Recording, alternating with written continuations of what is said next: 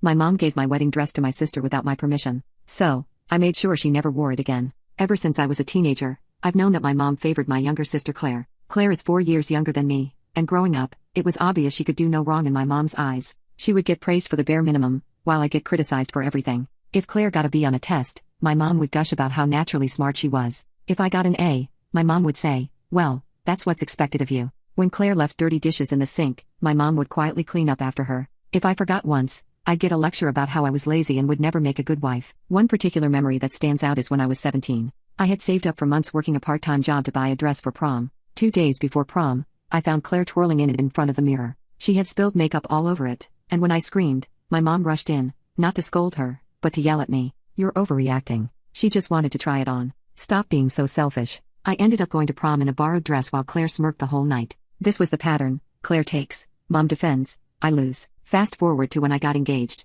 Planning my wedding was supposed to be a happy time, but mom and Claire managed to make it miserable. Every choice I made was wrong. When I picked blush pink for my bridesmaids, mom scoffed, "Pink is tacky. Claire would never pick that." When I chose a simple outdoor venue, Claire wrinkled her nose and said, "Wow, it looks kind of cheap." The wedding dress was the one thing I wouldn't compromise on. I spent weeks looking until I found the one. It was an elegant, classic dress with lace sleeves. It was expensive, but I paid for it myself with my savings. When I walked out of the fitting room to show my mom and Claire, I'll never forget their reactions. Claire said, "It looks kind of plain. I wouldn't choose that." My mom nodded and added, "Yeah, for that price I thought it would be more." "Wow, but if you like it, I guess it's fine." Their lack of enthusiasm stung, but I brushed it off because when I looked in the mirror, I felt beautiful. That was enough for me. My wedding came and went. It was wonderful despite my mom complaining about how much work it was and Claire sulking because she wasn't the maid of honor. I put my dress in storage afterward, planning to keep it as a memento and maybe even pass it down one day. About a year later, I came home to visit my parents. When I walked in, Claire was in the living room wearing my wedding dress.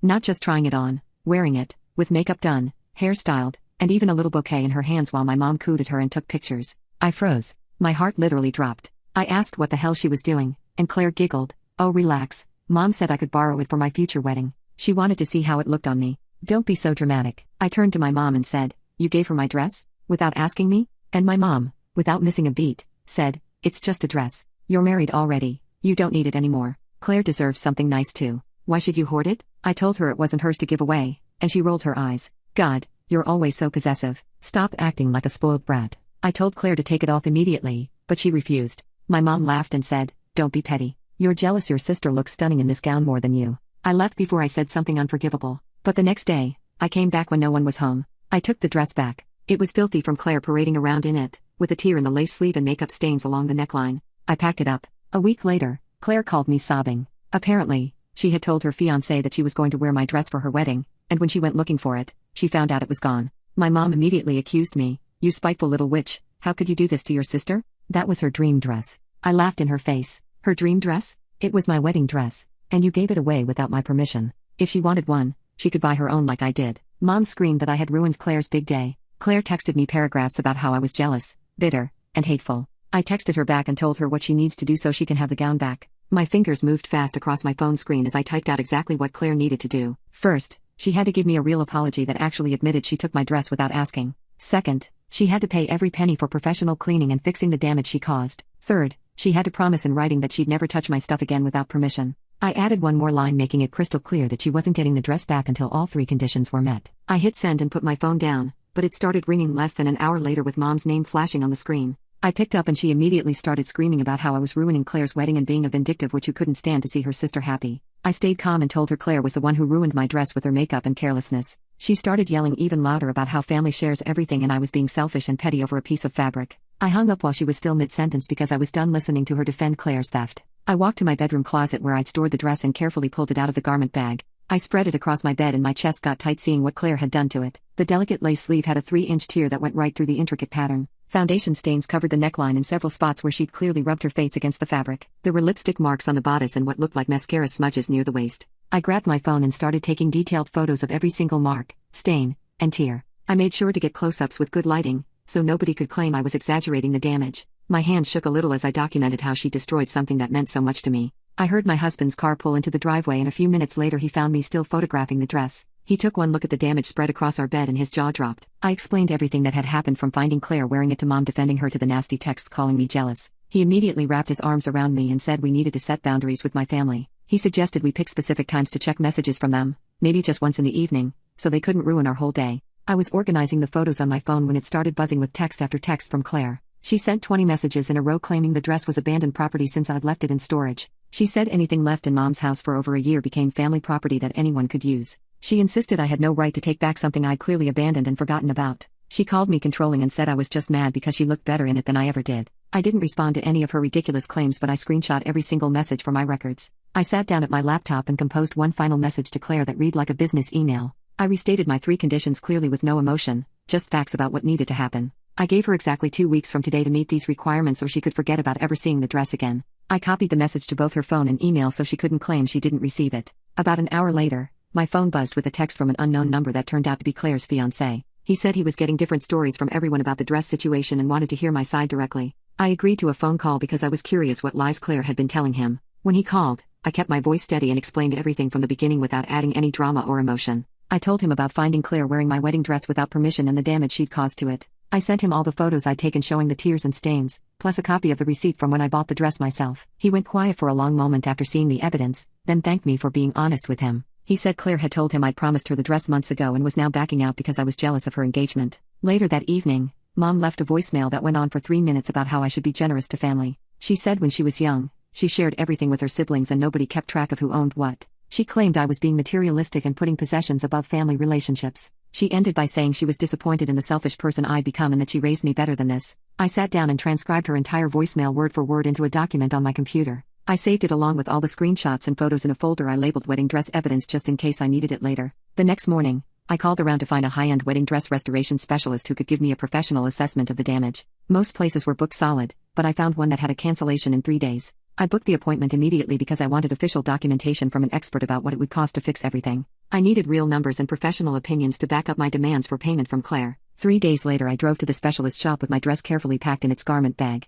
The woman who met me had been doing wedding dress restoration for 20 years and immediately understood why I was there when I explained the situation. She laid my dress out on a huge white table under bright lights and pulled out a magnifying glass to examine every inch of fabric. She spent 40 minutes going over the lace sleeves, checking each thread and noting damage on her clipboard. She pointed out makeup smudges I hadn't even noticed along the back zipper and more stains near the hemline. When she got to the neckline, she shook her head and called me over to look through her magnifying glass. The makeup had soaked deep into the delicate fabric, creating dark patches that went through multiple layers. She explained that while she could improve most of the damage, these particular stains near the neckline would likely stay visible no matter what she did. My stomach dropped hearing that my perfect wedding dress would never be completely clean again. She took photos of every damaged area with a professional camera, making sure to capture the tears in the lace and all the staining under different angles of light. The next morning her assistant called to say the written estimate was ready for pickup. I drove back and received a detailed invoice showing $1,800 for the restoration work, with specific notes about which stains would remain permanent. The document included before photos of each damaged area and explanations of what cleaning methods they would use for different types of stains. I scanned the entire estimate and immediately forwarded it to both Claire and her fiancé with a simple message stating they had 2 weeks to send payment.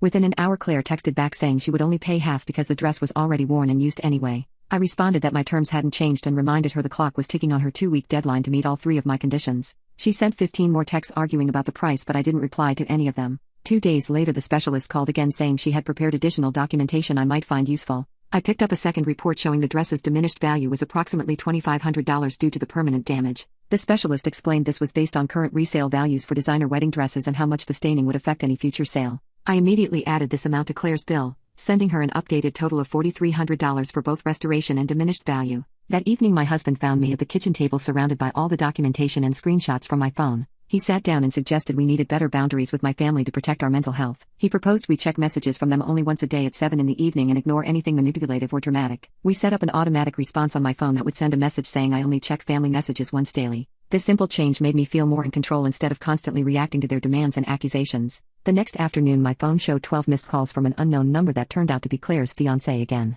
When I called him back at 7 that evening, he sounded upset and said he'd been reviewing everything I'd sent him. He told me Claire had finally admitted she'd been telling him for months that I'd offered her the dress as an engagement gift. His voice got quiet when he said he was genuinely disturbed by how much she'd been lying to him about this whole situation. I sent him screenshots of every text where Claire acknowledged taking the dress without permission, which directly contradicted her story about me offering it. The next morning I woke up to find Mom had created a family group chat at 5 in the morning titled Fix This Mess. She had added 12 relatives including aunts, uncles, and cousins I barely talked to anymore. Her first message was 3 paragraphs about how I was destroying the family by being stubborn and selfish over a dress. Before anyone could respond, I left the group chat and spent the next 2 hours texting each relative individually with the actual facts. I sent them the photos of the damage, the receipt showing I paid for the dress myself, and a brief explanation of what really happened. Most of them responded with shock that Mom had been lying to them about the situation. My aunt actually called to say she was disgusted by Mom enabling Claire's behavior and promised to talk to her about it. By noon I realized this was becoming bigger than just a dress dispute and decided I needed professional help to handle it. I called around and found a therapist who specialized in family conflict and had an opening for an emergency session the next day.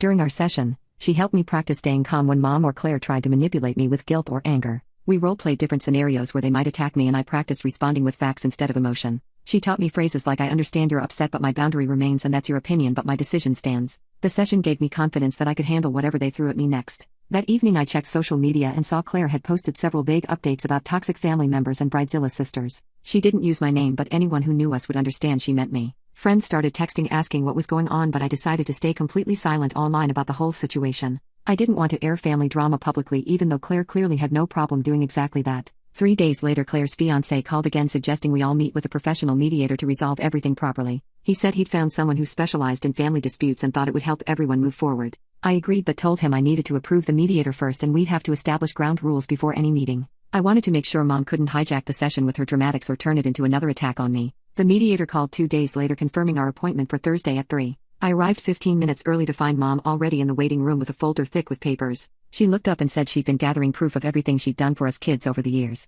The mediator came out looking confused and explained Mom had been there for an hour insisting she needed to be part of this. I told him we'd specifically agreed this was between Claire and me, but Mom started crying about being excluded from her own family. Claire showed up 20 minutes late claiming traffic even though she lived 10 minutes away. We all went into the office where Mom immediately took over before the mediator could even introduce himself. She pulled out receipts from dance classes she'd paid for when we were kids and started reading from a list of sacrifices. The mediator tried redirecting, but Mom kept talking louder about how she'd given up her career to raise us. I sat there watching her performance for 40 minutes while she listed every birthday party she'd thrown and meal she'd cooked. When she started crying about how hard my teenage years were on her, I stood up and told the mediator this wasn't working. Mom screamed that I was running away from the truth, but I walked out and went straight to my car. Claire texted that I was being dramatic again, but I didn't respond and drove home instead. 3 days later, the mediator called suggesting we try again with a different therapist who had stricter rules. This new therapist required everyone to sign agreements before the session about time limits and interruptions. The document said anyone who violated the rules would have the session terminated immediately with no refund. Mom complained it was treating us like children, but she signed it after Claire begged her to cooperate.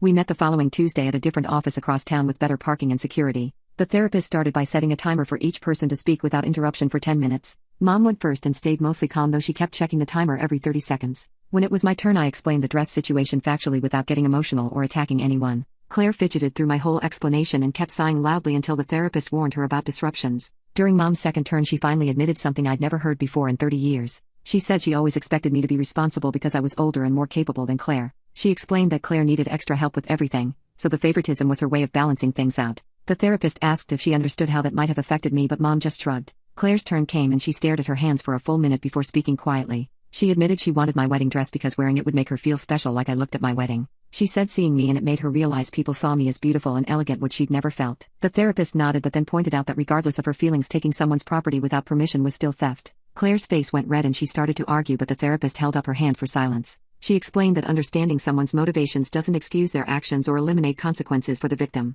Mom shifted in her chair and muttered something about family being different but didn't interrupt officially. The therapist then guided us toward creating a concrete resolution plan with specific actionable steps. She wrote on a whiteboard that Claire needed to pay for all restoration costs and provide a written apology. She added that clear boundaries about property needed to be established going forward for the whole family. Mom's face got tight when the therapist wrote that parents shouldn't give away adult children's belongings without permission. The therapist asked each of us if we could agree to these basic points before moving forward. I said yes immediately, while Claire hesitated and asked if the money part was really necessary. The therapist explained that financial restitution was standard when property was damaged regardless of family relationships. When the therapist used the word theft again, Mom couldn't stay quiet anymore and burst out angrily. She insisted that family members don't steal from each other and this was just sisters sharing like normal. The therapist calmly but firmly explained that taking anything without the owner's permission is theft by definition. She said being family doesn't create exemptions from basic property rights or consent requirements. Mom's face turned red and she said this was ridiculous lawyer talk that had no place in a family. The therapist responded that these principles exist specifically to protect relationships from being damaged by boundary violations. We spent the last 20 minutes drafting a formal agreement with specific terms and deadlines for compliance. Claire would pay the full restoration cost of $1,800 plus $2,500 for diminished value within 30 days. She would also provide a written apology acknowledging she took the dress without permission and damaged it. Mom would agree in writing to stop interfering in disputes between Claire and me going forward. The therapist printed 3 copies and handed us pens to sign on the designated lines. Claire signed slowly while reading each line again and mumbling about how expensive this was getting. Mom read the whole thing twice then pushed it back unsigned saying she wouldn't be treated like a criminal. The therapist said that was her choice, but the agreement would still be binding on Claire regardless. We scheduled a follow-up session for 2 weeks later to check on progress with the agreement. In the parking lot, Mom grabbed my arm and said she was disappointed in my coldness toward family. I pulled away and got in my car without responding to her guilt trip attempts. That evening Mom sent a 3-paragraph text about how she'd sacrificed everything for us kids and I was ungrateful. I replied once with a photo of the signed agreement and then put my phone on silent. 2 hours later Claire's fiancé sent a private message saying he was prepared to pay everything if Claire couldn't. He wrote that he was seriously questioning whether these family dynamics were something he wanted to marry into. He asked if this kind of thing happened often and if Mom always enabled Claire like this.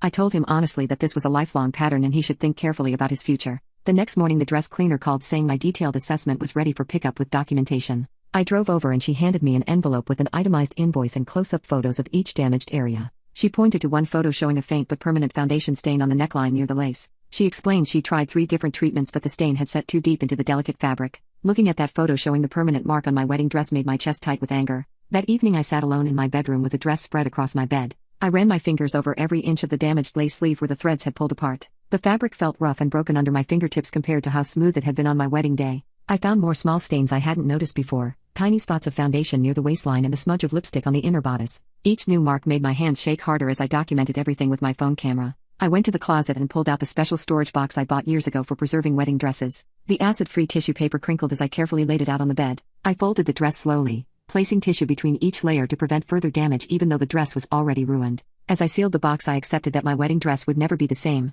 but at least it was back where it belonged. The next morning Claire sent a text that made me laugh out loud. She wrote that she was sorry if I felt hurt but she didn't mean any harm and thought I was overreacting. I sat at my kitchen table and typed out a long response explaining what a real apology looks like. I told her it should acknowledge the specific wrong action, take responsibility without excuses and include a plan to make things right. I gave examples of how she could have said she was sorry for taking my dress without permission and damaging it. I sent the message and then put my phone down to wait for her response. Work became impossible to focus on over the next few days as my phone buzzed constantly with messages from family members. Mom sent paragraph after paragraph about how disappointed she was while Claire kept sending passive-aggressive comments about the money. My coworkers started noticing me checking my phone every few minutes and my manager asked if everything was okay. I decided to set my phone to silent during office hours and created a rule for myself to only check messages once at 7 each evening. This helped me get through my workday without the constant stress of family drama interrupting every task. 3 days later Claire's fiancé texted asking if we could meet for coffee to talk about everything that was happening. I agreed and we met at a small cafe downtown where he looked more tired than I'd ever seen him. He stirred his coffee for a full minute before admitting he was worried about marrying someone who wouldn't take accountability for her actions.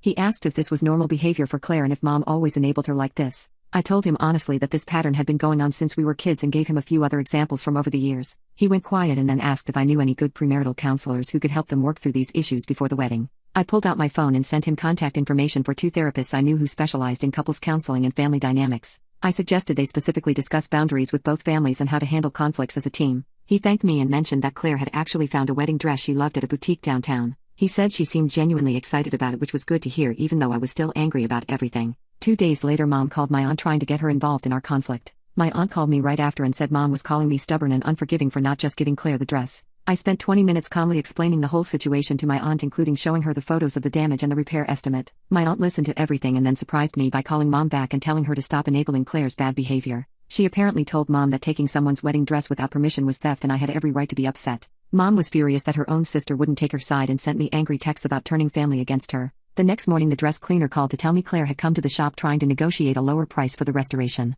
The cleaner said Claire had argued that the damage wasn't that bad and the price was inflated to punish her. The cleaner stood by her professional assessment and told Claire the price was based on the actual work required to restore the delicate fabric. She wanted me to know in case Claire tried to claim she'd gotten a different quote somewhere else. I thanked her for the heads up and for maintaining her professional standards despite the pressure. That afternoon Claire's fiancé sent me a photo that caught me off guard. It showed Claire trying on a gorgeous ball gown style wedding dress that honestly suited her much better than mine ever would have. She had a genuine smile on her face as she twirled in front of the mirror and the dress moved beautifully with her. The style highlighted her figure in a way my simpler dress never could have and she looked truly happy. Later that evening Claire texted asking if the stains on my dress were really permanent or if I was just trying to scare her. Her tone had shifted from demanding and angry to uncertain and maybe even a little worried. She said she was considering just buying her own dress but wanted to know the truth about the damage first. I decided to be completely honest and texted back that yes, the cleaner had confirmed some stains were permanent despite trying multiple treatments. I added that maybe having her own dress would be better anyway since she could create her own special memories instead of trying to borrow mine. She didn't respond that night or the next day and I wondered if she was finally starting to understand what she'd done. 3 days later Claire finally texted back saying she'd pay for everything but wanted me to handle dropping the dress off at the cleaner and picking it up when it was done. I texted back that the payment had to clear my bank account first before I'd coordinate anything with the restoration specialist. She agreed but complained about how inconvenient this was for her with wedding planning and everything else she had going on. I didn't respond to her complaints and just sent my banking details for the transfer. The next morning I checked my phone and saw a notification from my banking app showing a deposit pending from Claire's fiancé's account. The amount covered both the restoration costs and the diminished value estimate the cleaner had provided. Along with the transfer confirmation, he'd sent a text message saying the payment covered everything but asking me to still require Claire's personal apology because he thought it was important for her growth. I appreciated him understanding that money alone wouldn't fix what happened between us. Later that afternoon, Claire sent a longer text message that actually acknowledged she'd taken my dress without permission and damaged it through her carelessness. She admitted she shouldn't have worn it around the house and definitely shouldn't have done her makeup while wearing it. The message still had excuses scattered throughout about how Mom said it would be fine and how she just wanted to feel special like I did, but it was progress from her earlier messages calling me jealous and bitter. I screenshot the apology and sent it to my therapist asking for her thoughts before I responded since I wanted to handle this correctly. During our session the next day, my therapist helped me craft a response that accepted Claire's apology while clearly stating my boundaries going forward. I typed it out carefully, making sure to acknowledge her apology, accept it, but also state that any future borrowing of my belongings required my explicit permission first. Claire texted back within an hour agreeing to respect my property and asking when I could drop the dress off at the cleaner. I scheduled the drop-off for the following morning and made sure to get detailed receipts showing both Claire and her fiancé as the parties responsible for payment. The cleaner examined the dress again and promised she would do her absolute best with the restoration, though she reminded me about the permanent staining on the neckline. I thanked her for her professionalism throughout this whole situation and left feeling lighter than I had in weeks. That evening while I was cooking dinner, my phone buzzed with a text from Mom that simply said she should have asked me first about the dress. There was no actual apology or acknowledgement of the favoritism or the years of similar behavior, but it was the first time she'd ever admitted any wrongdoing when it came to conflicts between Claire and me. I screenshotted and saved it with all my other documentation just in case things went sideways again. A few days later, Claire sent me a photo of herself in a beautiful ball gown wedding dress at what looked like an upscale bridal boutique downtown. She asked for my honest opinion about whether it suited her, and for once she seemed genuinely interested in what I thought rather than fishing for compliments.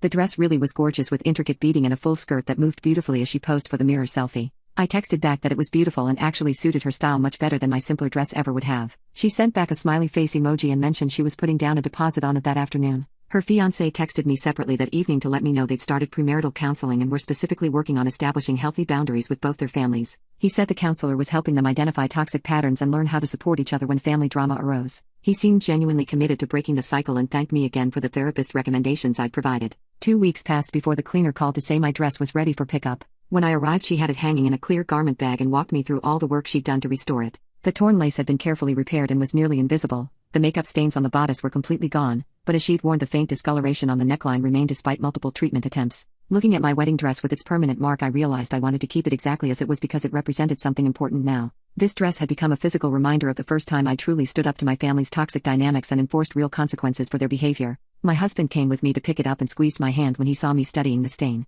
That night we sat down together at our kitchen table with laptops open and drafted a document outlining our rules for future family interactions. We included specific points about no lending personal items without written agreement, no surprise visits to our home without at least 24 hours notice, and no group attacks where multiple family members ganged up on one person through texts or calls. We made sure the language was clear and professional, then created a family email group and sent it to everyone, including Mom, Claire, Claire's fiancé, and several other relatives who had been pulled into various conflicts over the years. 3 weeks passed before a thick envelope arrived with Claire's name in the return address corner. Inside was a wedding invitation on heavy cream paper with a handwritten note tucked behind it saying she knew things had been hard between us but she hoped I'd come to celebrate with her. I showed it to my husband, who raised an eyebrow and asked what I wanted to do. I decided to accept but immediately booked a hotel room 20 minutes from the venue and made sure we drove separately, so we could leave whenever we needed. The morning of Claire's wedding I stood in the hotel bathroom doing my makeup while my husband ironed his shirt and reminded me we could bail at any point if things got weird. We arrived at the church just as other guests were filing in and found seats near the back where we had a clear path to the exit. When the music started and Claire walked down the aisle in her new dress,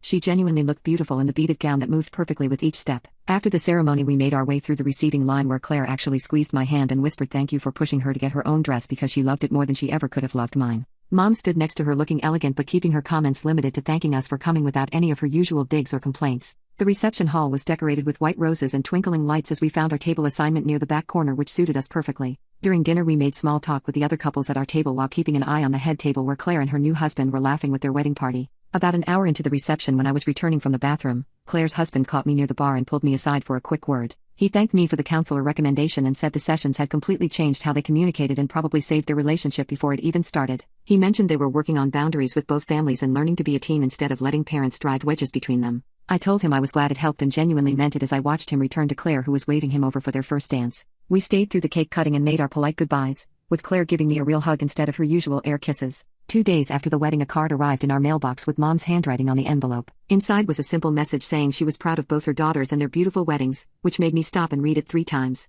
There was no apology for years of favoritism or acknowledgement of the hurt she'd caused, but those 8 words about being proud of me were the first I'd heard in probably 20 years. I tucked the card into my desk drawer with all the other documentation from this whole mess. The restored wedding dress had been hanging in our spare room closet since I picked it up from the cleaner weeks ago. I bought special acid-free tissue paper in a preservation box, carefully folding each layer with the tissue between to prevent any further damage. Before sealing it up, I wrote a note on nice cardstock about the dress's journey, from my wedding day through Claire wearing it without permission to its restoration with a permanent stain on the neckline. The faint mark was barely visible unless you knew where to look, but I could still see it there like a scar that had mostly healed. My husband helped me carry the box up to our attic storage where it would stay safe but out of daily sight. That evening over dinner, my husband and I had a long talk about how we wanted to handle my family going forward. We decided that limited contact felt right, maybe holidays and major events, but with clear boundaries about respect and behavior. We both felt good about keeping distance while not completely cutting ties since the new boundaries seemed to be working. A week later, while I was making dinner, my phone buzzed with a text from Claire asking if I'd ever tried making homemade pasta because she'd attempted it and ended up with a sticky mess all over her kitchen.